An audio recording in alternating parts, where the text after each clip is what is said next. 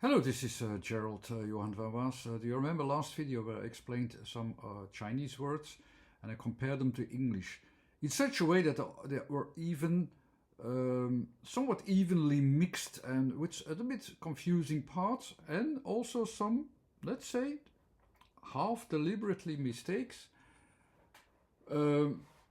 Because of these foundations are actually the same, but it matters for English or for the Western language less if you have subtle changes and variations in language, because they allow you to go to different directions a bit more quickly. It's not like that in Chinese, of course, but it will allow us a few temporal mistakes on its way, like in pronouncement and so on. The learning process, which is shown, is not one that you have to learn by heart. It's have to learn by understanding. I give you the bricks of understanding. On its way, before you understand anything, you will make mistakes, and that's of course will happen with the pronouncement as well. And but they are not so much mistakes from the English point of view, because then you can understand the things better where they are going, but you have to understand why. And I will give you some whys, because we, for instance, we write gen like R-E and N, but they are actually expressed differently. But they are written like that as well, for a reason. They are written in a way that we also can understand what is directing them. They are directing into a certain context, and this context makes it, and that's the last part, that's the most difficult part to learn, that we'll come to always at the end. That will make the difference between the running man that you can see here, which are the many people that they are. It's the general rule, which we understand as the run and the running running symbol. It's in its real applications, it's different. Ta I explained as he, she, and it, and we will go also to the plural, so we will continue to there, because I forgot a small part to explain as well, which was quite funny and even explains these letter positions even better.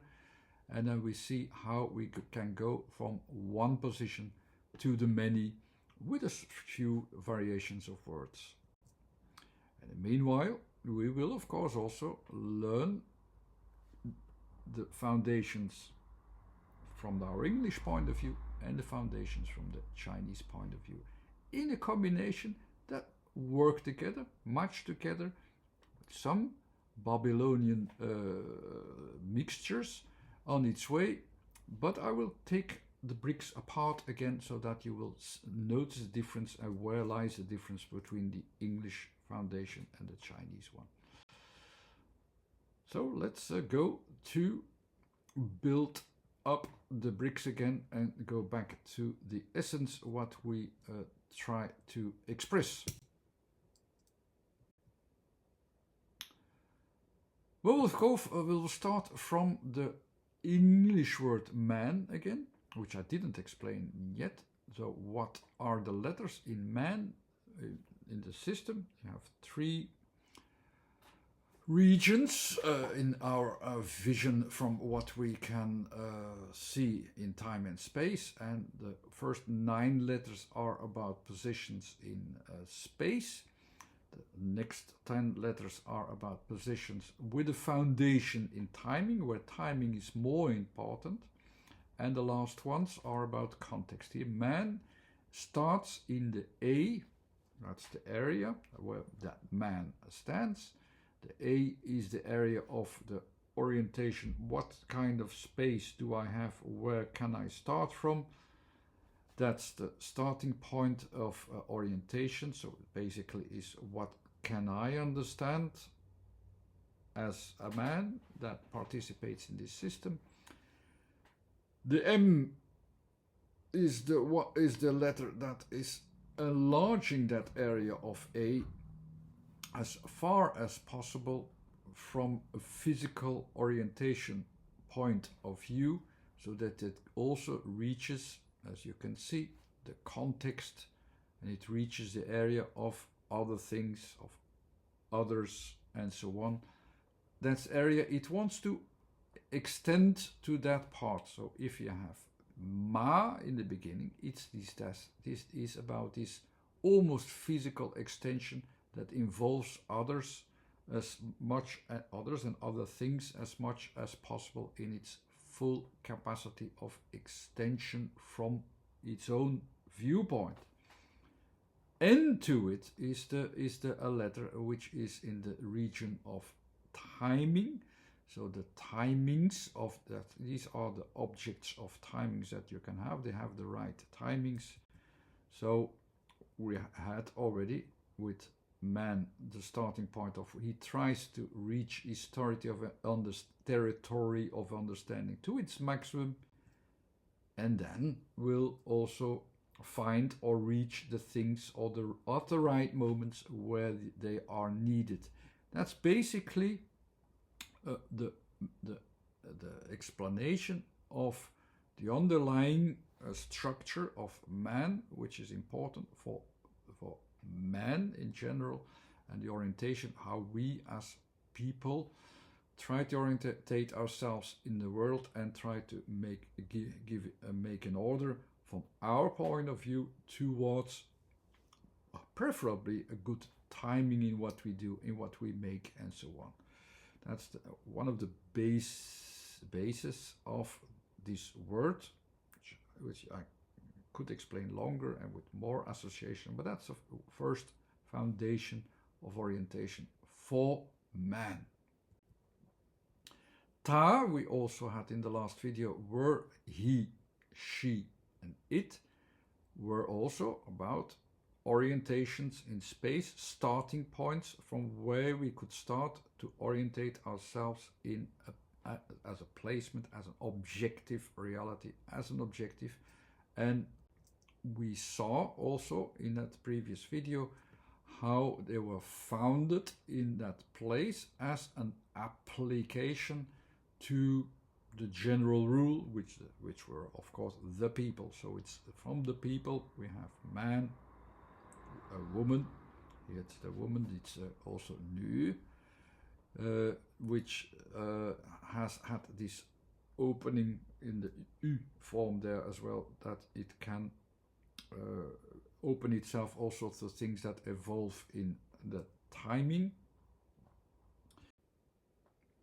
And there we have the first difficulty or mixture of this English and Chinese, which I will explain a bit better now, because you can mix them, but have to be careful with them.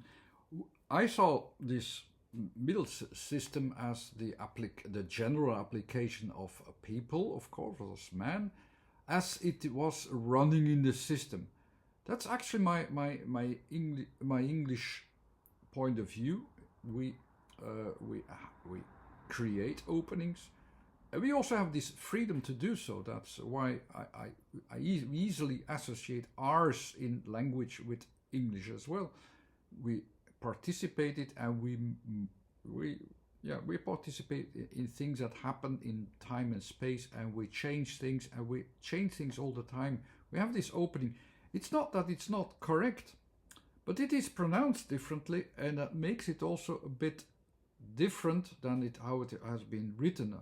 I sometimes forget that in English as well, that we have the written word and we have the pronounced words, and both of them have a foundation in why they are like that, but it's important to know both of correct.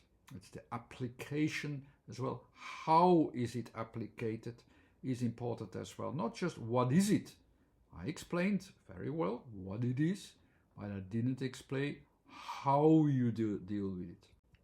And how do you deal with this running man that runs into the system?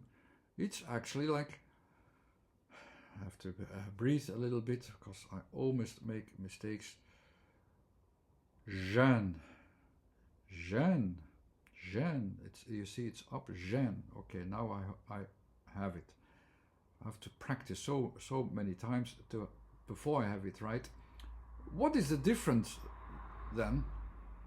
And the difference is actually very well explained in the original phonetic script explanation of what is actually the sound j, and I will compare that to the sound of r, which are actually both connecting in the same way to the same thing, but from a different point of view. I will show you. That's the old phonetic script of Juin. I don't know how to say that. That's a very old phonetic script for that was helpful to tell people how to pronounce certain scripts, certain characters, and this describes the j. What you see at the right is the description of the sound r or r. We have variations. We don't care. We have this freedom to.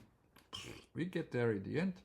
Here it matters. It matters that we do that correctly, that we perform correctly. In the middle is the timing. The timings must be correct. The applications must be correct. In the Chinese system, they don't leave to run the things its core. Have to run its course. That's what it is. It's not free to roam. Its application. It has to apply. It's more like inwardly. The z sound is like the conditions in an environment. If the conditions change, then you have different conditions and you have to behave differently. That's the z. And the j is that sound that applies, that is saying like, okay, I deal with that. So when conditions change, I will adapt a little bit differently. I'm not so stubborn and I don't have the freedom to do what I want and make errors and even correct them then afterwards. I don't have so much time. The timings are fixed. That's why this running symbol is pronounced like gen. And that's a difference. And that's where the first Babylonian confusion comes from. We have a different starting point. We start from the space.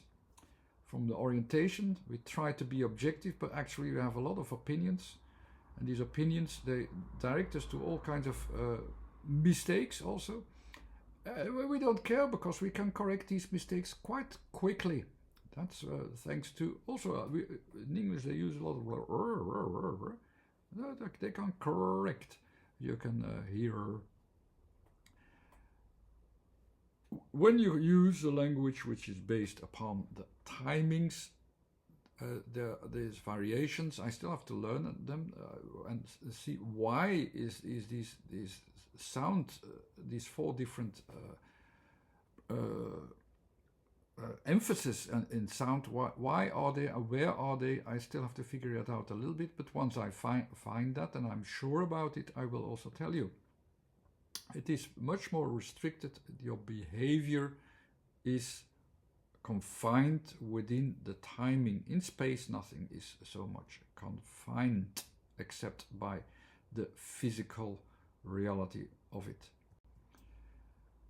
And that's where the confusion once came in. Yeah, we all have actually the same building blocks. The applications can be different, but in a way, these building blocks, if you use something with an emphasis in space or in timing or in when you deal with the context, you apply to the same things a little bit differently, and I will try to make that clear more often in the future as well. So gen is the general and neutral. We know that. Ta as him, her, or it are the three applications of the general rules of man in the middle, and not so much. And there are then the individual starting points in space as he, she, and it, as ta. You remember this first symbol of this is the male symbol, and actually I will explain it a little bit better, because it's actually quite funny and that will make you understand also this symbol better. This is the old Oracle script, and it actually describes perfectly what man is, and also how we associate it with a man and man. Every man are alike, I would almost say. Every man are, you can have a few variations. Here are two extreme variations of man. You have the obedient man, the first one who is really down to the earth. It's bowing. The other one, so it all weighs heavy on this person in any kind of association that you can have. The other one is getting, it's having a posture. It's the character of a man. They're both male and male-like. The second symbol is also about like. It's alike. It's used as alike. And man-like is actually the Dutch word for manly, which is quite funny, I think. And that's what it's described. It's man and man-alike or manly. So this is what the word is describing. Manly is a shorter version of man-alike, man like all man, like any man, like all the applications of man, all the individuals, they all apply to the general idea of what is a man. So that's what a symbol is expressing. And what is then the plural of man, or ta? It's actually ta men. Quite funny, but we come back to that word again, and this man is like there. It is the symbol of all the man. So one man applies to all the man. So ta men is that exactly. You can understand it from the letters. What's now the difference between all the three variations? Him, her, or it, or he, she, and it, or animal. What's the difference? They're all ta men. That's correct. And there is a second part then that shows you that we have the plural. The plural, if I apply it there, it's actually also saying, yes, it's applied and you can put it back into the system. It will fit back to the general rule. And if ta then performs well as the application, of course it will be back part of the generalization, and it will apply back to the plural version of it. Man as a man will fit to what are man. But before concluding, before really finalizing the reasoning, which was already based upon what I said before in the previous video, I will analyze it a little bit better, how the combination of ta min, what it means from the position of the letters, because we shouldn't forget that. We know that each character of a Chinese script is basically with an orientation in time, so we have it there at that point where we have to orientate ourselves. But there's also sound involved. So let's follow also the sounds where it is referring to ta men, what does it really refer to? We have ta, of course, which is the position in space from where I have a usefulness, that I recognize a useful place, and this is a position that is like a useful application to its place. So T to A. So that's what you can see there. If you put a man there, so it is this reasoning in the head that says, okay, I have found something and I found a place for it. I can use it. So ta is that kind of application. That's how you can see. Even in this case, it will be applied to male, female, and neutral. That's ta. Now let's continue with the men. So the men as sounds, you know already, this M will try to increase its possibilities. Where will it increase its possibilities? With A in the time processes, where N are the correct useful things that you can find, that you can use, all the rightful timings. So in that way, man as an application will try to find, well, like in the meaning that I said about man or the humans, in the general application, it is then, of course, it will try to find its way and to behave actually also how it is practical, and that it can remain in its center and still do things that are really beneficial to everything and into the general rule of what man represents. So if I put it back into the place where I started, you already can recognize the male starting point, the dependency in you as the female part, and the neutral application in general at the surfaces, at the end, everywhere where it is, as the neutral part. So funny enough, it's you can already recognize in the three parts of the plural men, which is reference also to the individual. I can't say choices. The three sorts of starting points that we have: the male starting point, which you can see at the first position. That's the position of I, what I want. It's the person who wants to establish something in the world and will do that. And that's like the individual application, which I associate with as well. Then the female application, which follows, which is a little bit like the open application, that there are also other things that you can learn and so on, things that you can gradually evolve to and so on. That's like the female aspect.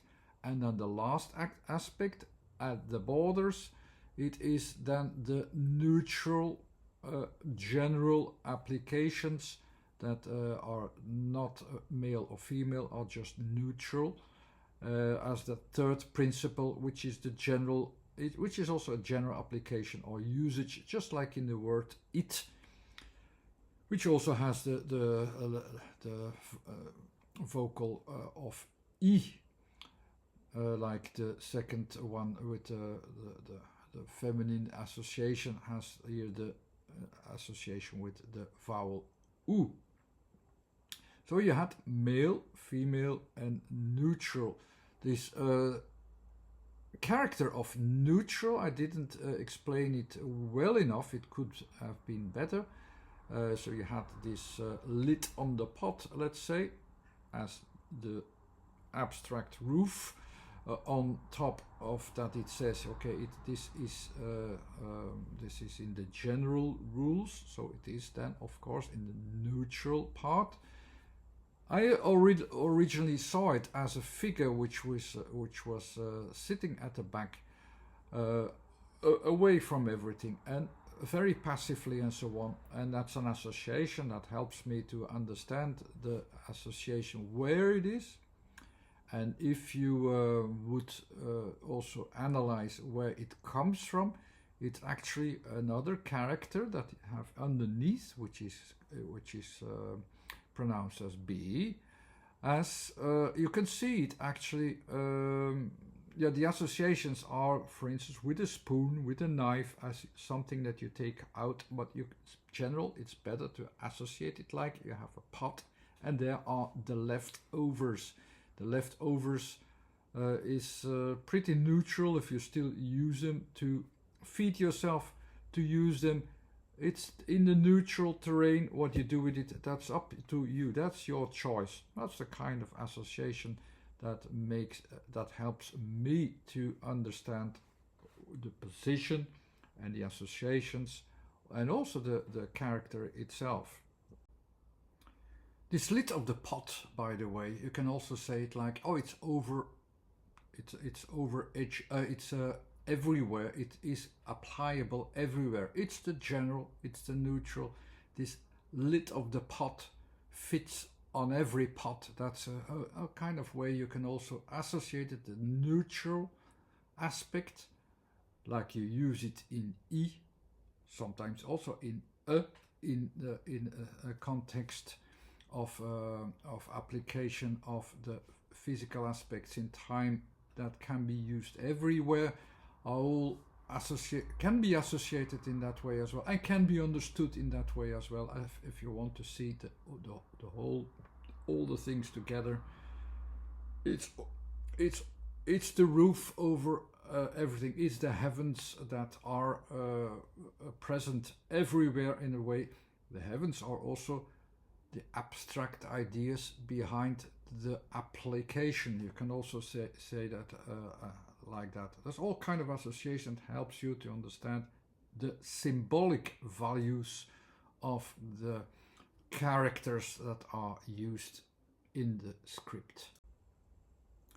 So I hope this video was helpful to guide you through the understanding of the Chinese script, of the English script, of the sounds, what are these universal positions, how can we interpret them from our own language, which sometimes will have some confusions which actually tells you what is different, so you can learn through these confusions in what way you still miss as an understanding. I will hope to give you all what you need to make the right positions at every application.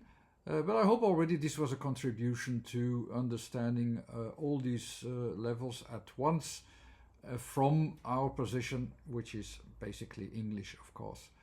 And the scripts are also analyzed from the positions of sounds in the application of the word, which is also part of the Sound Inform Volume 1 and 2.